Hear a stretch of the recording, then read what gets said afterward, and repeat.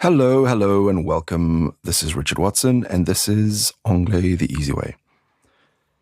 I thought we could talk about kind of a serious book today, very useful book, one of my favorite books, nonfiction books. It's called Atomic Habits, and it's written by James Clear.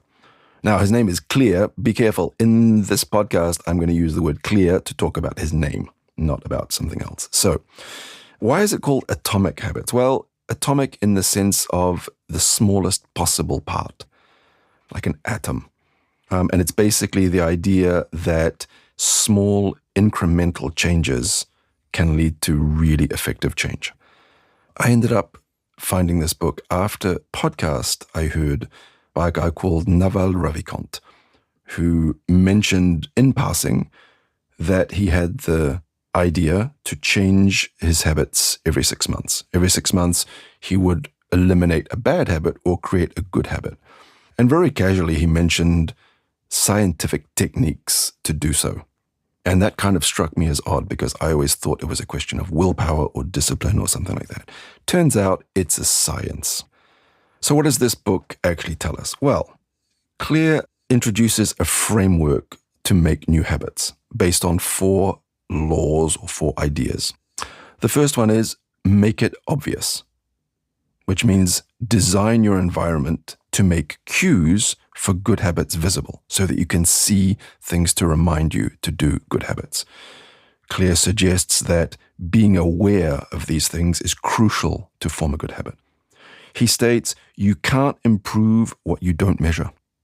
By identifying cues, or we could say signals or reminders in your environment, you can make the habits that you want to learn more noticeable. For example, if you want to start exercising, get your workout clothes ready the night before.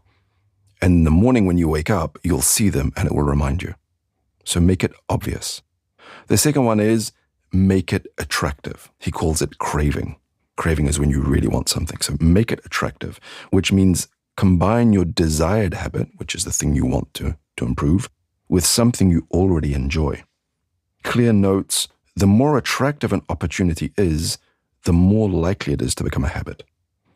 So to increase the appeal of a new habit, put it with something you enjoy. For example, only listen to your favorite podcast while you're exercising. That creates a positive association between the 2 actions. The next one, make it easy. He calls it response. Reduce friction and make your desired habits as easy as possible to start. Clear emphasizes habits are easier to build when they fit into your life. He advocates for the 2-minute rule. When starting a new habit, it should take less than 2 minutes to do. For example, if you want to read more, start by reading 1 or 2 pages a day minimum. This will help to establish some kind of consistency. And the fourth one is make it satisfying, which he calls the reward. So reward yourself when you complete the habit to reinforce it. Immediate rewards can reinforce positive habits. Clear states we are more likely to repeat a behavior when the experience is satisfying. Often tracking your habits so that you see the progress, so you can see how long you've been doing it can help to do this. The second part, he says that you need to change your identity if you really want to establish habits. Clear encourages readers to shift their mindset. He writes, every action you take is a vote for the type of person you wish to become. By adopting the identity of a person you want to be, such as a runner or a healthy eater, you can align your habits with that identity. This shift encourages intrinsic motivation and makes it more sustainable. The third bit is perhaps the most powerful for me. It's the idea that tiny changes can be very powerful. Small improvements, when you apply them consistently, lead to compounding results. Compounding means they accumulate. He says, improvement is a process, not an event. By focusing on just 1% better each day, you can achieve remarkable transformations. But that's each day. For example, if you aim to write a book, committing to write just a few sentences or half a page every single day. He explains there's a kind of a loop that we have and a link between the signal and the cue and the response. He gives an example like this. If you find yourself scrolling through social media, recognize the cue or the signal, which is boredom, the craving, what you want, which is connection to people, maybe, the response, checking your phone, and the reward, temporary distraction. And if you change the cue or the response, you can break the cycle. That seems a bit serious, I know, but as you work through it, you'll see how it goes. Claire argues that the processes that you set up are much more important than the goals you have. He says that people who succeed and people who don't all have the same goals. That doesn't really matter. It's the processes that count. He says missing once is an accident. Missing twice is the start of a new habit.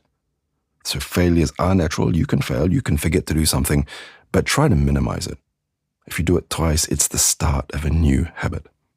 Claire also introduces a rule to explain that balance is important in making a new habit. He says that humans experience peak motivation when they're working on tasks that are right at the edge of their current abilities. So not too easy and not too hard. That's the one that keeps us alert and interested. Anyway, I'm going to stop there. Go and read the book for yourself. I can't summarize it that quickly. You could read this in English. It's not that hard. It's quite long, but it's not that hard. And anyway, go and apply it to everything in your life. Learning an instrument, getting healthy, or of course, learning English. Anyway, I'll catch you next time. Don't forget to subscribe.